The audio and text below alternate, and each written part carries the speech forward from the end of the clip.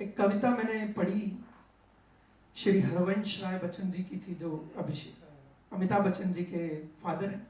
सुनी होगी आपने।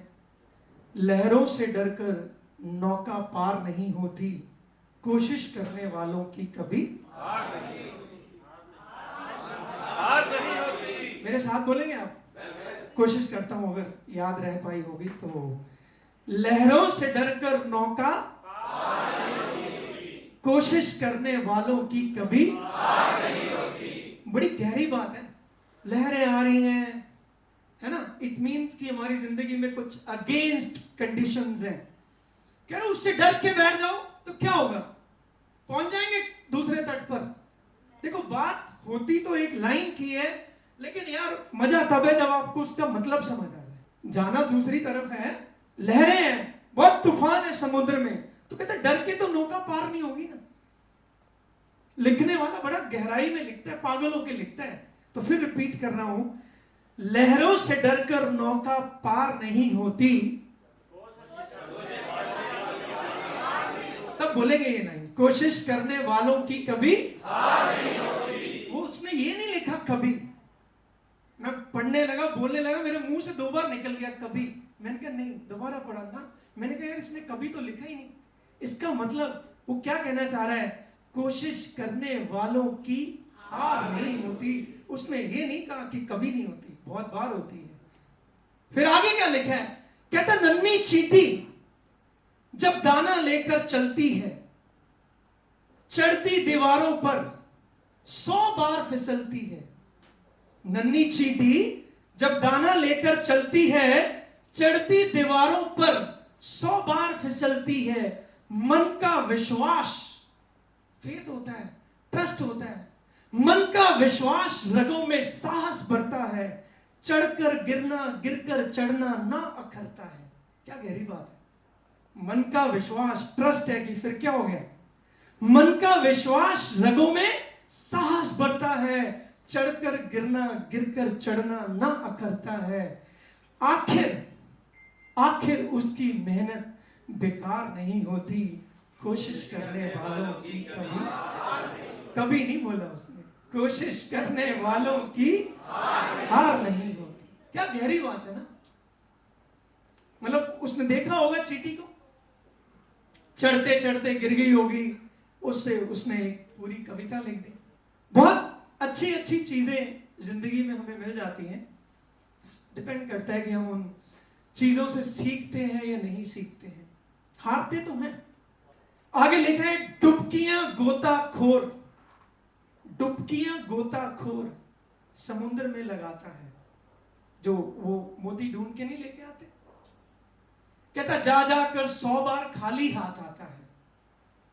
मिलते नहीं सहज ही मोती गहरे पानी में, मुट्ठी उसकी खाली हर बार नहीं होती। कोशिश करने वालों की हार नहीं होती। कोशिश करने वालों की हार नहीं होती। फिर आगे लिखा है असफलता एक चुनौती है, सबको मिलेगी। व्हाट डू यू थिंक कि है क्या चुनौती? चुनौती मीन्स चैलेंज। असफलता एक चुनौती है, स्वीकार करो। क्या कमी रह गई देखो और सुधार करो। जो भी जब जिंदगी में इंसान हारता है ना, वो परेशान नहीं होता, वो करेक्ट करता है अपने आप को। लेट्स हैव अ लुक कि मुझसे क्या गलती होगी। क्या लिखा है? असफलता एक चुनौती है, स्वीकार करो। क्या बोला आगे मैंने? क्या कमी रह गई देखो और सुधार करो। जब तक ना हो सफल नींद चैन को त्यागो तुम। क्या गहरी बात है। जब तक ना हो सफल नींद चैन को त्यागो तुम। संघर्ष का मैदान कभी छोड़कर मत भागो तुम। बिना कुछ किए यूं ही जय जयकार नहीं होती। कोशिश करने वालों की हार नहीं होती। कोशिश करने वालों की हार नहीं होती। कोशिश करने वालों की हार नहीं होती। जिंदगी में अचीवर्स में ना कभी दोस्तों हार नहीं मानी। अगली बात, वो फोकस्ड होते हैं। फोकस्ड मींस एक ही काम एक ही टाइम पे। जैसे हैप्पी अभी बोल रहा था ना, कोई सौरे नहीं थे, कोई पेके नहीं थे, कोई ये नहीं थे, कोई वो नहीं, उनको एक ही चीज दिख रही होती है। जैसे अर्जुन को वो मछली की आंख दिख रही थी निशाना लगाते वक्त, कबूतर चिड़िया की आंख दिख रही थी। यस, फोकस्ड होते, इतने फोकस्ड कि उनको अचीवमेंट के अलावा जिंदगी में और कुछ दिखता ही नहीं है। कभी आपने मैग्नीफाइड ग्लास को देखा है?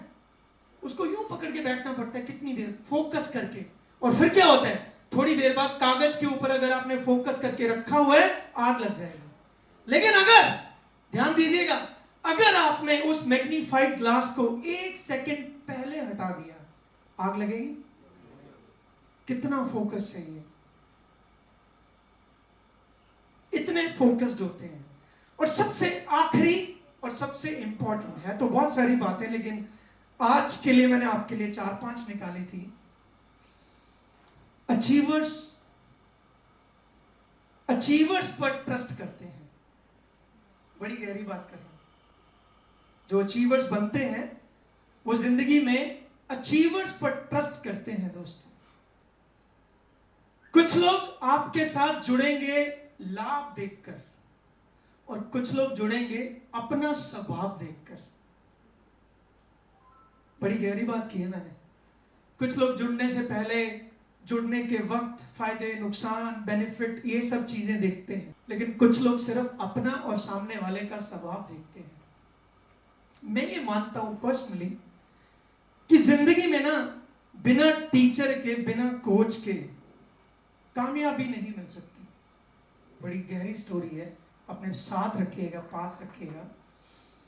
ठाकुर जी को बहुत मानता हूं मैं, बुक्स पढ़ता रहता हूं, जो भी अच्छी चीजें मिलती हैं इधर उधर से कलेक्ट करता हूं आपके लिए। लेकिन आपको एक इंसिडेंट बताता हूं, जब महाभारत का युद्ध होना था, कौरवों और पांडवों को पता चल गया कि अब लड़ाई होगी थी, सब कर लो लड़ाई की तैयारियां। तब श्री वासुदेव द्वारकाधीश थे, द्वारका के राजा थे। तो कौरव और पांडव, उनको पता था कि युद्ध के लिए श्री कृष्ण जी के बिना तो काम पॉसिबल ही नहीं हो पाएगा। सपोर्ट लेने के लिए, उनकी हेल्प लेने के लिए वहां पहुंच गए। सबसे पहले पहुंचे दुर्योधन। तो जो बाहर उनके जो खड़े होते हैं, जो वो द्वारपाल, करेक्ट, उन्होंने रोका। कह रहे जी वासुदेव तो सो रहे हैं। कह रहे हेलो, मैं दुर्योधन यार, तो मुझे रोकेगा भाई? फिर क्या हो गया, मैं वेट करता हूं जब उठेंगे। उन्होंने देखा श्री कृष्ण जी बड़े आराम से सो रहे होते हैं। तो दुर्योधन उनके पास जाकर, उनके सर के पास चेयर लगी थी, वहां पर जाकर बैठ गए। कहते चलो वेट करते हैं, इतनी तो सेंस थी कि उठाना नहीं है। तो इतने में वहां पर अर्जुन भी पहुंच गए। अर्जुन का थोड़ा करेक्टर अच्छा भी था, सब पसंद करते थे। द्वारकापाल ने रोका भी नहीं कि चलो भाई, दुर्योधन भी बैठे, आप भी चले जाओ। वो भी चले गए। लेकिन अर्जुन श्री कृष्ण जैसे सोए हुए थे, तो उनके पैरों के पास ऐसे हाथ जोड़ के खड़े हो गए। उन्होंने माथा टेका, हाथ जोड़ के खड़े हो गए। थोड़ी देर बाद कृष्ण उठते हैं, तो जब वो उठेंगे, उनकी नींद खुलेगी, तो सबसे पहले ध्यान कहां जाएगा? अर्जुन की तरफ। तो उन्होंने कहा ओ पार्थ आओ, तुम आए हो। पार्थ बोलते थे उनको, आओ पार्थ, कैसे आना होगा। साथ में दुर्योधन बोला ओ मैं भी आया जी। कहते जी मैं भी हूं। अच्छा, ओ वेरी गुड, आप भी आए हो। दुर्योधन कैसे आना हुआ? तो दोनों से बैठ के बातचीत करने लगे श्री कृष्ण। तो कहते जी जैसे अब आपको पता है कि हम आपकी हेल्प लेने आए हैं, युद्ध होने वाला है, आपको हमारा साथ देना पड़ेगा। तो कहते ठीक है, मैं देता हूं साथ। तो बोलो अर्जुन क्या हेल्प चाहिए? कह रहे नहीं जी, पहले मैं आया हूं, पहले मैं आया हूं, जो पहले आया है उसका पहले मांगने का हक है, और वैसे भी मैं इससे बड़ा हूं तो मैं मांगूंगा। कहते यार ये तो गलत बात है, मेरी नजर तो जिसके ऊपर सबसे पहले पड़ी है मैं उसको दूंगा। तो अर्जुन बड़े पोलाइटली कहते ठीक है जी, अगर इन्होंने मांगना है तो ये मांग ले। कहते नहीं अर्जुन, तेरा हक है, तू बता तुझे क्या चाहिए। तो कहते बताइए आप क्या दे सकते हैं वासुदेव। कहते देखो, एक बात, मेरे पास एक तरफ मेरी सेना है, और जो द्वारकाधीश की सेना थी ना, उसको नारायणी सेना बोलते थे। वो ऐसी सेना थी जिसको कोई पराजित नहीं कर सकता था, नारायणी सेना। कहते मेरे पास मेरी नारायणी सेना है, और एक मैं खुद हूं। तो पर मेरी कंडीशन रहेगी कि मैं या तो अपनी सेना दे सकता हूं या मैं अपने आप को दे सकता हूं। पर अगर मैं युद्ध में लड़ूंगा तो मैं अपनी सेना के अगेंस्ट अस्त्र शस्त्र नहीं उठा सकता। तो मैं अपनी सेना को खुद थोड़ी मारूंगा खड़ा होकर, मैं तो निहत्था लड़ूंगा। अगर आप दोनों से कुछ लेना है तो एक मेरी नारायणी सेना ले जाए और दूसरा मुझे ले जाए, लेकिन मैं अपनी सेना के अगेंस्ट नहीं लड़ूंगा, मैं अस्त्र शस्त्र नहीं उठाऊंगा। सब लोग जानते थे कृष्ण का जो विष्णु चक्र था ना, वो सबसे पावरफुल हथियार था। कह रहे मैं बिल्कुल नहीं उठाऊंगा, अरे मैं अपनी सेना को थोड़ी काटूंगा, बोलो क्या चाहिए। तो अब बार बार श्री कृष्ण इंसिस्ट कर रहे थे, तो दुर्योधन ने जी नारायणी सेना मांग ली कि भाई इस निहत्थे को करके क्या लेना है, इनकी वो सेना लेते हैं ना जिसको कोई हरा ही नहीं सकता। तो अर्जुन कहते कृष्ण मुझे तो आप चाहिए, मुझे और कुछ नहीं चाहिए। कह रहे ठीक है तुझे ये चाहिए। और दुर्योधन बड़ा खुश हुआ, जैसे किसी को मुंह मांगी चीज नहीं मिल गई होती, वो ऐसे खुश हुआ कि मुझे नारायणी सेना मिल गई। और अर्जुन वैसे ही बहुत खुश था क्योंकि उसे कृष्ण मिल गए। और दोस्तों इतिहास गवाह है, कौन जीता, नारायणी सेना या नारायण? नारायण नारायण नारायण हो गए। तो सारी नारायणी सेना एक तरफ और निहत्थे नारायण एक तरफ। उन्होंने जब रथ चलाकर गाइड किया तो अर्जुन सारा युद्ध जीत गया। दोस्तों इतनी इंपॉर्टेंस हमारी जिंदगी के अंदर हमारे टीचर की और गुरु की होती है, अगर हमें सही मार्गदर्शक मिल जाए। अचीवर्स इसीलिए जिंदगी में अचीवर्स होते हैं क्योंकि उनको लाइफ के अंदर अच्छा मार्गदर्शक मिल जाता है और वो उनके मार्गदर्शन के ऊपर काम करते हैं। मैंने क्या बोला, कुछ लोग जुड़ते हैं लाभ देखकर और कुछ लोग जुड़ते हैं स्वभाव देखकर। बहुत सारी चीजें हैं अचीवर्स के अंदर दोस्तों, पर अब वक्त काफी हो चुका है तो मेरे ख्याल आज के लिए इतना ही काफी। अगर आप अपनी जिंदगी में ये 4-5 चीजें ले आए तो मुझे लगता है आप भी अगली बार स्टेज के ऊपर खड़े हो सकते हैं। दोस्तों हार तब होती है जब हम मान लेते हैं और जीत तब होती है जब हम ठान लेते हैं। तो अगर अचीवर बनना है ना, ठानिएगा। ये ठानना क्या होता है? ठानना क्या होता है? प्रण करना तो ठीक है, ठानना क्या होता है? नहीं, पक्का इरादा तो ठीक है, जिद भी ठीक है, मैं करूंगा भी ठीक है, गरारी भी ठीक है। ये ठानना क्या होता है? ये चाहिए ही चाहिए तो ठीक है मैडम जी, पर ठानना क्या होता है? मैं आपको बताता हूं, मैं बताता हूं, मैं बताता हूं, मैं बताता हूं। जब अंग्रेज देश छोड़ के नहीं जा रहे थे, उन्होंने महात्मा गांधी को ट्रेन के डिब्बे से निकाल के बाहर फेंक दिया। तब महात्मा गांधी ने वहां स्टेशन के ऊपर खड़े होकर ठाना कि अंग्रेजों तुम्हारी ऐसी की तैसी, तुमने आज मुझे ट्रेन के डिब्बे से बाहर निकाला है, मैं तुम लोगों को देश से बाहर निकाल दूंगा। ठानना इसे कहते हैं।